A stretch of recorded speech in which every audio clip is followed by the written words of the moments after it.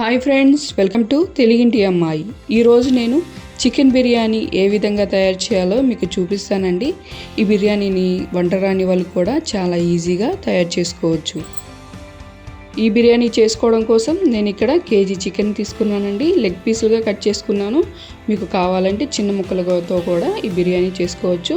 ఇలా శుభ్రంగా కడిగి పెట్టుకున్న తర్వాత ఇందులో ఉప్పు, 3 స్పూన్ల కారం, పసుపు, 1 స్పూన్ అల్లం వెల్లుల్లి పేస్ట్, ఒక పెద్ద స్పూన్ ఫ్రెష్ పెరుగండి. ఇలా వేసుకున్న తర్వాత అన్ని చికెన్కి పట్టే విధంగా కలుపుకోవాలండి. ఇలాగ కలుపుకొని పక్కన పెట్టుకుందాము. ఇప్పుడు రైస్ని కడిగి పెట్టుకుందాము.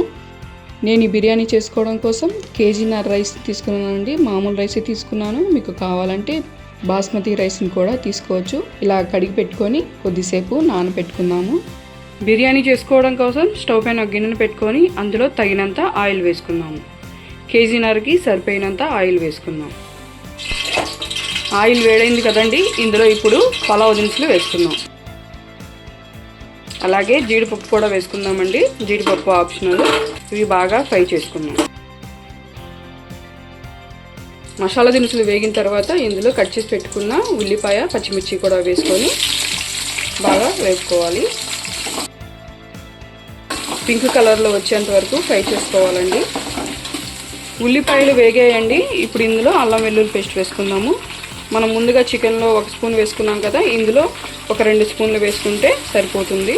అలాగే 2 కట్ చేసుకున్న టమాటాలు కూడా వేసుకొని ఫ్రై చేసుకుందాం. ఇలా అల్లం వెల్లుల్లి పేస్ట్ కలుపుకున్న తర్వాత ఇందులో కట్ చేసి పెట్టుకున్న కొత్తిమీర, పుదీనాను కూడా వేసుకొని బాగా ఫ్రై చేసుకున్నాము.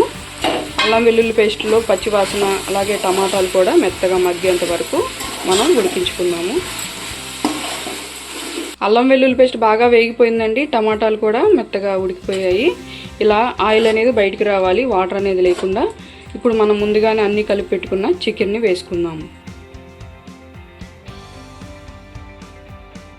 చికెన్ని వేసుకున్న తర్వాత ఇలా అంతా కలిసే విధంగా కలుపుకోవాలండి.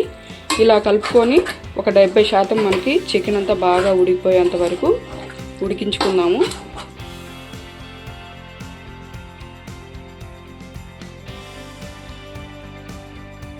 చికెన్ ఉడికేటప్పుడే ఇందులో 1 స్పూన్ ధనియాల పొడి కూడా వేసుకున్నాము.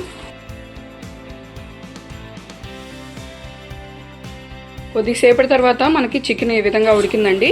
పూర్తిగా ఉడకనివ్వద్దు, రైస్లో కొద్దిగా ఉడుకుతుంది కాబట్టి. ఇలా గ్రేవీ కూడా థిక్గా వచ్చింది. ఇప్పుడు ఇందులో వాటర్ని వేసుకుందాము. కేజీకి 1.5 లీటర్ చొప్పున వాటర్ వేస్తున్నాను. ఇక్కడ నేను 2 లీటర్ వాటర్ వేస్తే ఇక్కడ గ్రేవీ అనేది ఎక్కువగా ఉంది కదండి, అన్నం చిమిడిపోతుంది. అందుకని నేను కేజీన్నర బియ్యానికి 2 లీటర్ల వాటరే వేస్తున్నాను. మీకు గ్రేవీ ఏమీ లేకపోతే 2 లీటర్ వేసుకోండి.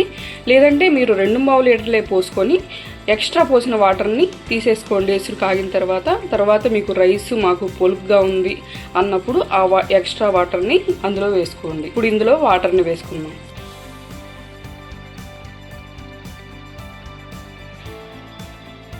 ఇలా వాటర్ వేసుకున్న తర్వాత ఒకసారి అంతా కలిసే విధంగా కలుపుకొని ఎసురు మరిగిద్దాము. ఇలా మనం కలుపుకునేటప్పుడే ఉప్పు సరిపోయిందా లేదా అని చెక్ చేసుకోండి. ఇప్పుడే మనం ఉప్పు వేసుకోవాలి. ఇలా ఎసురు మరిగేలోపు మనం రైస్ని వడకట్టుకుందాం.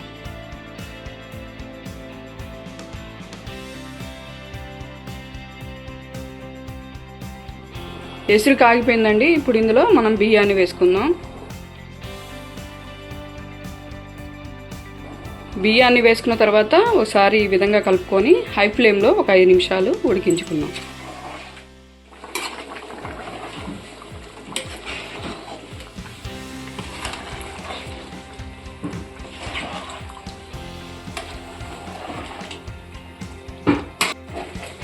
ఐదు నిమిషాలు హైలో పెట్టుకొని మనం ఉడికించుకుందాం కదండి. ఒకసారి కలుపుకొని సిమ్లో పెట్టుకొని మనం రైస్ మెత్తగా ఉడికేంత వరకు ఉడికించుకుందాము.